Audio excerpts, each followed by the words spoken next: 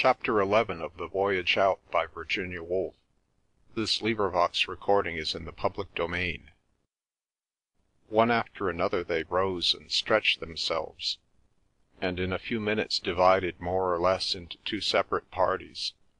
One of these parties was dominated by Hughling Elliot and Mrs. Thornbury, who, having both read the same books and considered the same questions, were now anxious to name the places beneath them, and to hang upon them stores of information about navies and armies, political parties, natives and mineral products, all of which combined, they said, to prove that South America was the country of the future. Evelyn M. listened with her bright blue eyes fixed upon the oracles. "How it makes one long to be a man!" she exclaimed. Mr. Perrott answered, surveying the plain, that a country with a future was a very fine thing. "If I were you," said Evelyn, turning to him and drawing her glove vehemently through her fingers, "I'd raise a troop and conquer some great territory and make it splendid. You'd want women for that. I'd love to start life from the very beginning as it ought to be. Nothing squalid, but great halls and gardens and splendid men and women. But you only like law courts." "And would you really be content without pretty frocks and sweets and all the things young ladies like?" asked Mr. Perrott, concealing a certain amount of pain beneath his ironical manner. "I'm not a young lady," Evelyn flashed. She bit her underlip. "Just because I like splendid things you laugh at me. Why are there no men like Garibaldi now?" she demanded. "Look here," said Mr. Perrott, "you don't give me a chance. You think we ought to begin things fresh. Good. But I don't see precisely. Conquer a territory? They're all conquered already, aren't they?" "It's not any territory in particular," Evelyn explained. "It's the idea, don't you see? We lead such tame lives, and I feel sure you've got splendid things in you." Hewet saw the scars and hollows in Mr. Perrott's sagacious face relax pathetically. He could imagine the calculations which even then went on within his mind as to whether he would be justified in asking a woman to marry him, considering that he made no more than 500 a year at the bar, owned no private means, and had an invalid sister to support.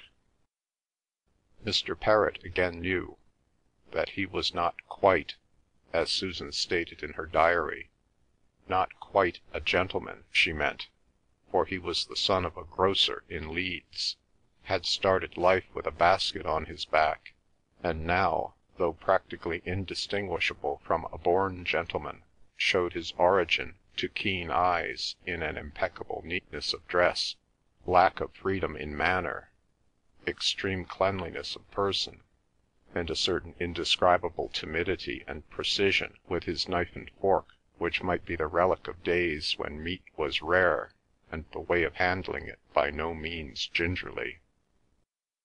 The two parties who were strolling about and losing their unity now came together, and joined each other in a long stare over the yellow and green patches of the heated landscape below. The hot air danced across it, making it impossible to see the roofs of a village on the plain distinctly. Even on the top of the mountain, where a breeze played lightly, it was very hot, and the heat, the food, the immense space, and perhaps some less well-defined cause, produced a comfortable drowsiness and a sense of happy relaxation in them. They did not say much, but felt no constraint in being silent. "Suppose we go and see what's to be seen over there," said Arthur to Susan, and the pair walked off together, their departure certainly sending some thrill of emotion through the rest. "An odd lot, aren't they?" said Arthur. "I thought we should never get 'em all to the top, but I'm glad we came, by Jove. I wouldn't have missed this for something." "I don't like Mr. Hirst," said Susan inconsequently. "I suppose he's very clever, But why should clever people be so—" "I expect he's awfully nice really," she added, instinctively qualifying what might have seemed an unkind remark. "Hirst? Oh, he's one of these learned chaps," said Arthur indifferently. "He don't look as if he enjoyed it. You should hear him talking to Elliot. It's as much as I can do to follow him at all. I was never good at my books." With these sentences and the pauses that came between them, they reached a little hillock, on the top of which grew several slim trees. "D'you mind if we sit down here?" said Arthur, looking about him. "It's jolly in the shade. And the view—" They sat down and looked straight ahead of them in silence for some time. "But I do envy those clever chaps sometimes," Arthur remarked. "I don't suppose they ever—" He did not finish his sentence. "I can't see why you should envy them," said Susan, with great sincerity. "Odd things happen to one," said Arthur. "One goes along smoothly enough, one thing following another, and it's all very jolly and plain sailing, and you think you know all about it, and suddenly one doesn't know where one is a bit, and everything seems different from what it used to seem. Now to-day, coming up that path, riding behind you, I seemed to see everything as if—" He paused and plucked a piece of grass up by the roots. He scattered the little lumps of earth which were sticking to the roots, as if it had a kind of meaning. "You've made the difference to me," he jerked out. "I don't see why I shouldn't tell you. I've felt it ever since I knew you. It's because—I love you." Even while they had been saying commonplace things, Susan had been conscious of the excitement of intimacy, which seemed not only to lay bare something in her, but in the trees and the sky, and the progress of his speech, which seemed inevitable, was positively painful to her, for no human being had ever come so close to her before. She was struck motionless as his speech went on, and her heart gave great separate leaps at the last words. She sat with her fingers curled round a stone, looking straight in front of her down the mountain over the plain. So then, it had actually happened to her, a proposal of marriage. Arthur looked round at her. His face was oddly twisted. She was drawing her breath with such difficulty that she could hardly answer. "You might have known." He seized her in his arms again and again, and again they clasped each other, murmuring inarticulately. "Well," sighed Arthur, sinking back on the ground, "that's the most wonderful thing that's ever happened to me." He looked as if he were trying to put things seen in a dream beside real things. There was a long silence. "It's the most perfect thing in the world," Susan stated, very gently and with great conviction. It was no longer merely a proposal of marriage, but of marriage with Arthur, with whom she was in love. In the silence that followed, holding his hand tightly in hers, she prayed to God that she might make him a good wife. "And what will Mr. Perrott say?" she asked at the end of it. "Dear old fellow," said Arthur, who, now that the first shock was over, was relaxing into an enormous sense of pleasure and contentment. "We must be very nice to him, Susan." He told her how hard Perrott's life had been, and how absurdly devoted he was to Arthur himself. He went on to tell her about his mother, a widow lady of strong character. In return Susan sketched the portraits of her own family, Edith in particular, her youngest sister, whom she loved better than any one else, "except you, Arthur." "Arthur," she continued, "what was it that you first liked me for?" "It was a buckle you wore one night at sea," said Arthur, after due consideration. "I remember noticing, it's an absurd thing to notice, that you didn't take peas, because I don't either." From this they went on to compare their more serious tastes, or rather Susan ascertained what Arthur cared about, and professed herself very fond of the same thing. They would live in London, perhaps have a cottage in the country near Susan's family, for they would find it strange without her at first. Her mind, stunned to begin with, now flew to the various changes that her engagement would make.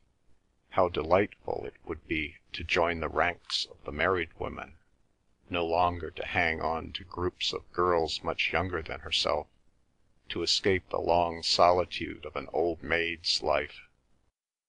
Now and then her amazing good fortune overcame her, and she turned to Arthur with an exclamation of love. They lay in each other's arms and had no notion that they were observed. Yet two figures suddenly appeared among the trees above them. "Here's shade," began Hewet, when Rachel suddenly stopped dead. They saw a man and woman lying on the ground beneath them, rolling slightly this way and that, as the embrace tightened and slackened.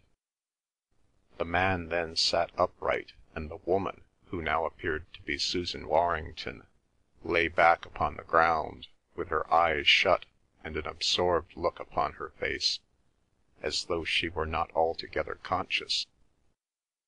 Nor could you tell from her expression whether she was happy or had suffered something. When Arthur again turned to her, butting her as a lamb butts a ewe, Hewet and Rachel retreated without a word. Hewet felt uncomfortably shy. "I don't like that," said Rachel after a moment. "I can remember not liking it either," said Hewet. "I can remember—" But he changed his mind and continued in an ordinary tone of voice, "Well, we may take it for granted that they're engaged. Do you think he'll ever fly, or will she put a stop to that?" But Rachel was still agitated. She could not get away from the sight they had just seen. Instead of answering Hewet, she persisted. "Love's an odd thing, isn't it? Making one's heart beat." "It's so enormously important, you see," Hewet replied. "Their lives are now changed for ever." "And it makes one sorry for them too," Rachel continued, as though she were tracing the course of her feelings. "I don't know either of them, but I could almost burst into tears. That's silly, isn't it?" "Just because they're in love," said Hewet. "Yes," he added after a moment's consideration. "There's something horribly pathetic about it, I agree." And now, as they had walked some way from the grove of trees, and had come to a rounded hollow very tempting to the back, they proceeded to sit down, and the impression of the lovers lost some of its force, though a certain intensity of vision, which was probably the result of the sight, remained with them. As a day upon which any emotion has been repressed is different from other days, so this day was now different, merely because they had seen other people at a crisis of their lives. "A great encampment of tents they might be," said Hewet, looking in front of him at the mountains. "Isn't it like a water-colour too? You know the way water-colours dry in ridges all across the paper. I've been wondering what they looked like." His eyes became dreamy as though he were matching things, and reminded Rachel in their colour of the green flesh of a snail. She sat beside him looking at the mountains too. When it became painful to look any longer, the great size of the view seeming to enlarge her eyes beyond their natural limit, she looked at the ground. It pleased her to scrutinize this inch of the soil of South America so minutely that she noticed every grain of earth, and made it into a world where she was endowed with the supreme power. She bent a blade of grass, and set an insect on the utmost tassel of it, and wondered if the insect realised his strange adventure, and thought how strange it was that she should have bent that tassel rather than any other of the million tassels. "You've never told me your name," said Hewet suddenly. "Miss Somebody Vinrace. I like to know people's Christian names." "Rachel," she replied. "Rachel," he repeated. "I have an aunt called Rachel, who put the life of Father Damien into verse. She is a religious fanatic, the result of the way she was brought up, down in Northamptonshire, never seeing a soul. Have you any aunts?" "I live with them," said Rachel. "And I wonder what they're doing now?" Hewet enquired. "They are probably buying wool," Rachel determined. She tried to describe them. "They are small, rather pale women," she began. "Very clean. We live in Richmond.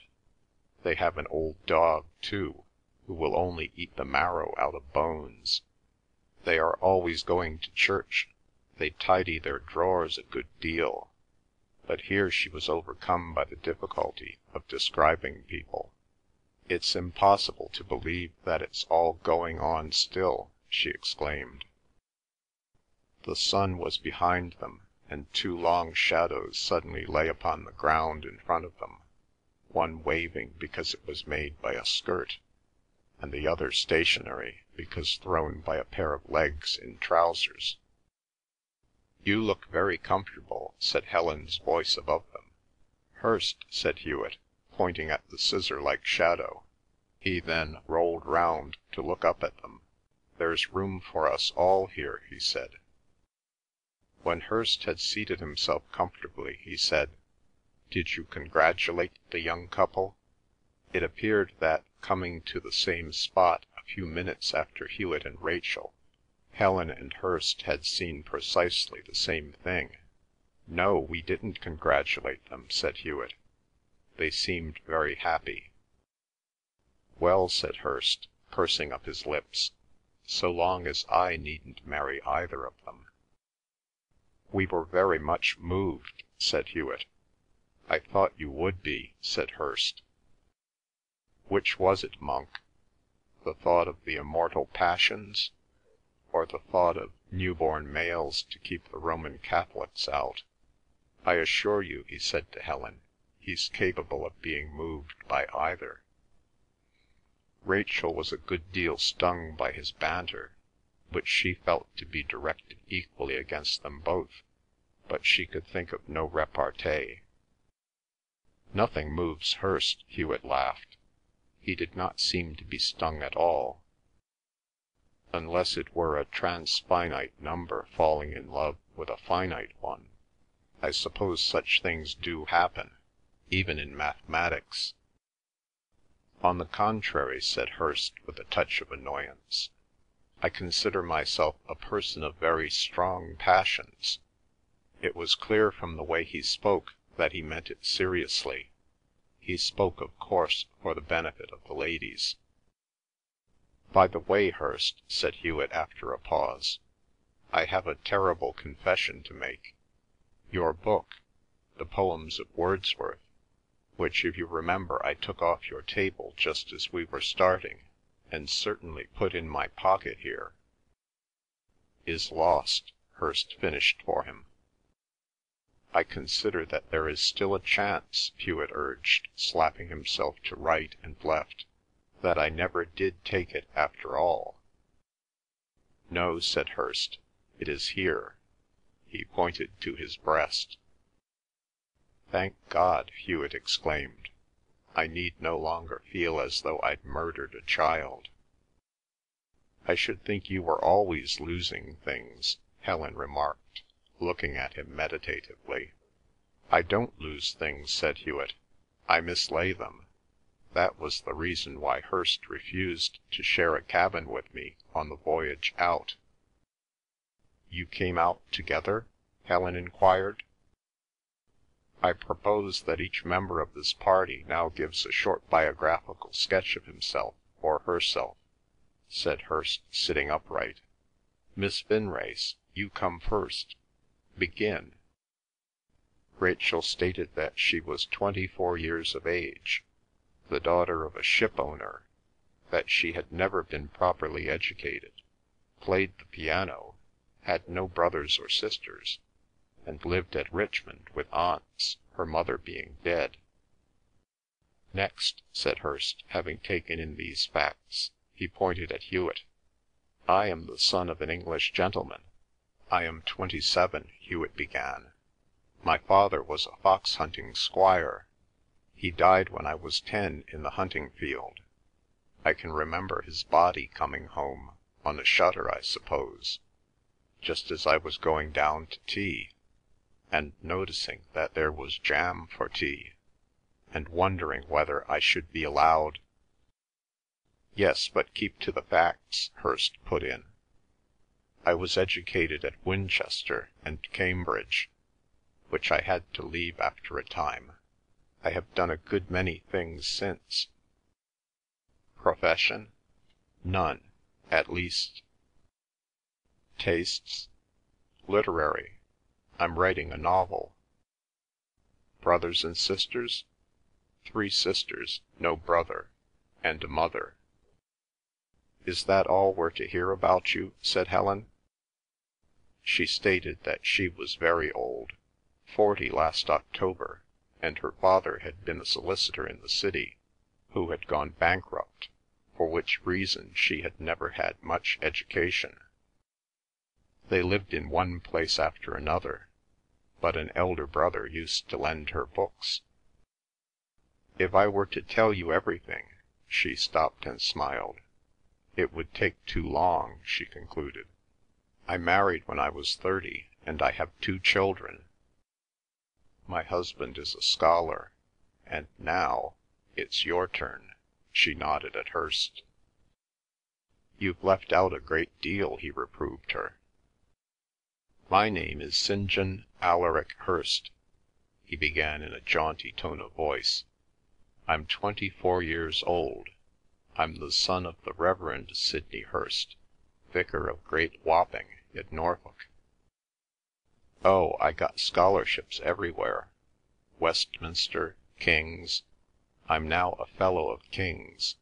Don't it sound dreary? Parents both alive, alas. 2 brothers and 1 sister. I'm a very distinguished young man," he added. "One of the 3, or is it 5 most distinguished men in England," Hewet remarked. "Quite correct," said Hirst. "That's all very interesting," said Helen after a pause, "but of course we've left out the only questions that matter. For instance, are we Christians?" "I am not. I am not," both the young men replied. "I am," Rachel stated. "You believe in a personal God?" Hirst demanded, turning round and fixing her with his eyeglasses. I believe," Rachel stammered. "I believe there are things we don't know about, and the world might change in a minute, and anything appear." At this Helen laughed outright. "Nonsense," she said. "You're not a Christian.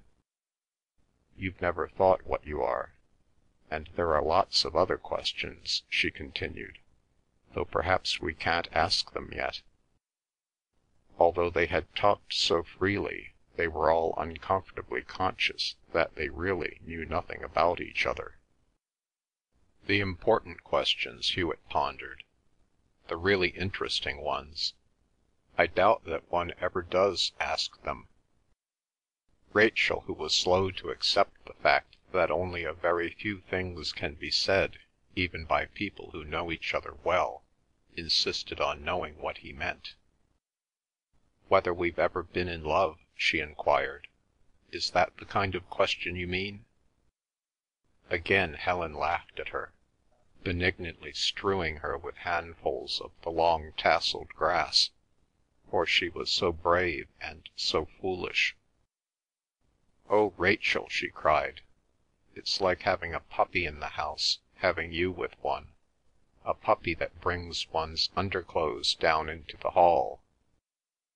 But again the sunny earth in front of them was crossed by fantastic wavering figures, the shadows of men and women.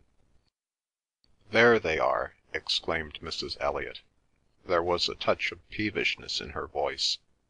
"And we've had such a hunt to find you. Do you know what the time is?"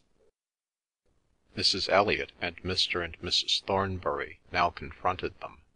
Mrs. Elliot was holding out her watch and playfully tapping it upon the face. Hewet was recalled to the fact that this was a party for which he was responsible, and he immediately led them back to the watch-tower, where they were to have tea before starting home again.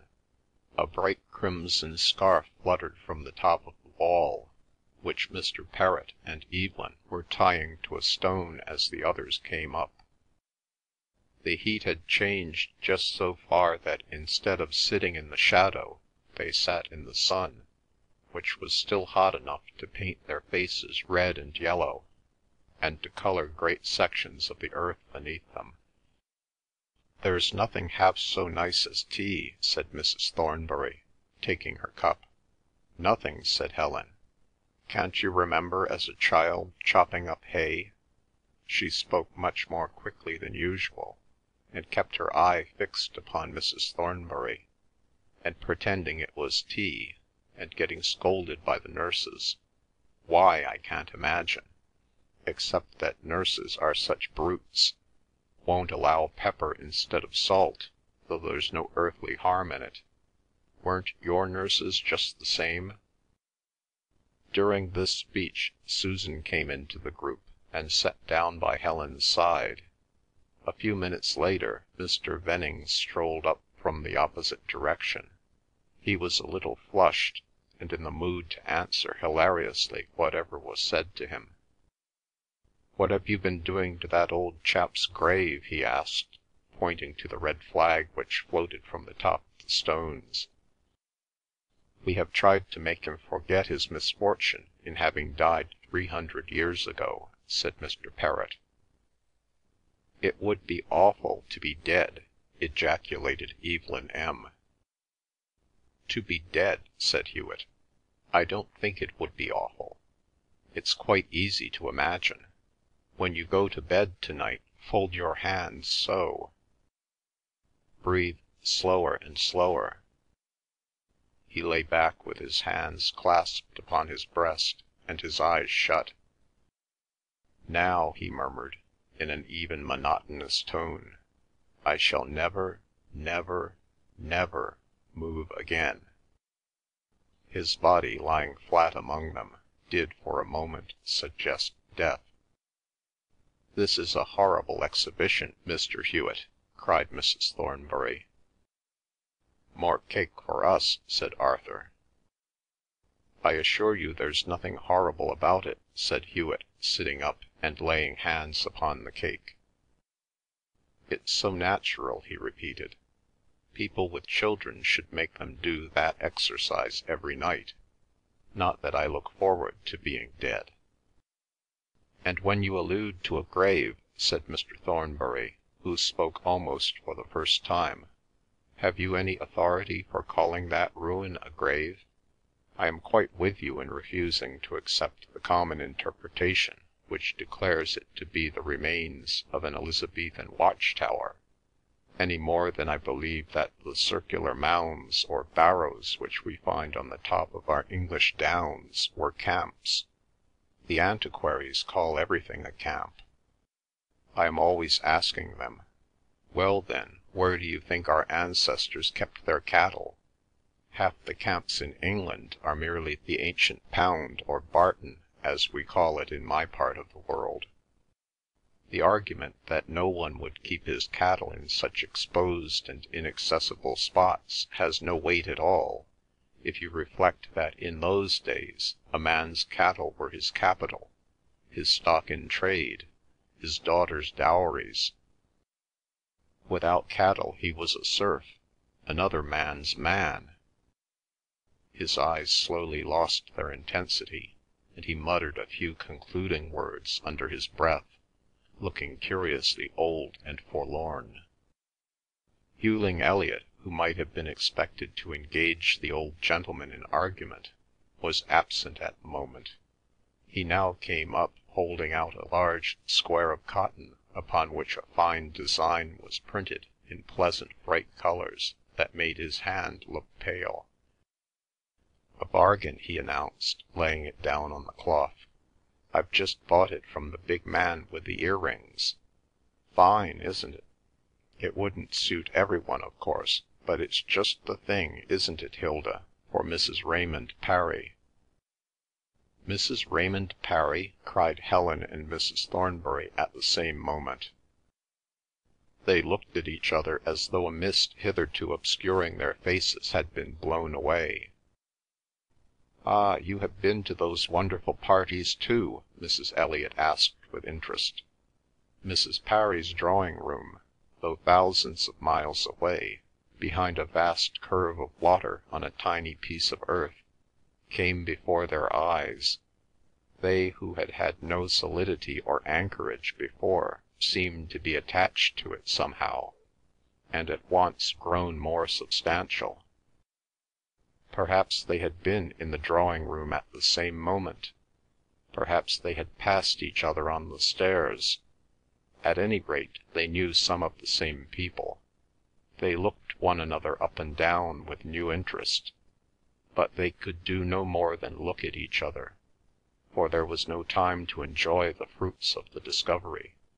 The donkeys were advancing, and it was advisable to begin the descent immediately, for the night fell so quickly that it would be dark before they were home again. Accordingly, remounting in order, they filed off down the hillside. Scraps of talk came floating back from one to another. There were jokes to begin with, and laughter. Some walked part of the way and picked flowers and sent stones bounding behind them. "Who writes the best Latin verse in your college, Hirst?" Mr. Elliot called back incongruously, and Mr. Hirst returned that he had no idea. The dusk fell as suddenly as the natives had warned them, the hollows of the mountain on either side filling up with darkness, and the path becoming so dim that it was surprising to hear the donkeys' hooves still striking on hard rock.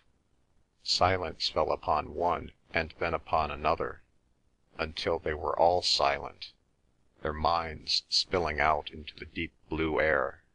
The way seemed shorter in the dark than in the day, and soon the lights of the town were seen on the flat far beneath them. Suddenly some one cried, "Ah!" In a moment the slow yellow drop rose again from the plain below. It rose, paused, opened like a flower, and fell in a shower of drops. "Fireworks!" they cried. Another went up more quickly, and then another. They could almost hear it twist and roar. "Some saint's day, I suppose," said a voice. The rush and embrace of the rockets as they soared up into the air seemed like the fiery way in which lovers suddenly rose and united, leaving the crowd gazing up at them with strained white faces. But Susan and Arthur, riding down the hill, never said a word to each other, and kept accurately apart. Then the fireworks became erratic, and soon they ceased altogether, and the rest of the journey was made almost in darkness, the mountain being a great shadow behind them, and bushes and trees little shadows which threw darkness across the road. Among the plane trees they separated, bundling into carriages and driving off without saying good night, or saying it only in a half-muffled way. It was so late that there was no time for normal conversation between their arrival at the hotel and their retirement to bed, but Hirst wandered into Hewet's room with a collar in his hand. "Well, Hewet," he remarked, on the crest of a gigantic yawn, "that was a great success, I consider." He yawned. "But take care you're not landed with that young woman. I don't really like young women." Hewet was too much drugged by hours in the open air to make any reply. In fact, every one of the party was sound asleep within 10 minutes or so of each other, with the exception of Susan Warrington. She lay for a considerable time looking blankly at the wall opposite, her hands clasped above her heart, and her light burning by her side. All articulate thought had long ago deserted her. Her heart seemed to have grown to the size of a sun, and to illuminate her entire body, shedding like the sun a steady tide of warmth. "I'm happy, I'm happy, I'm happy," she repeated. "I love every one. I'm happy." End of chapter 11.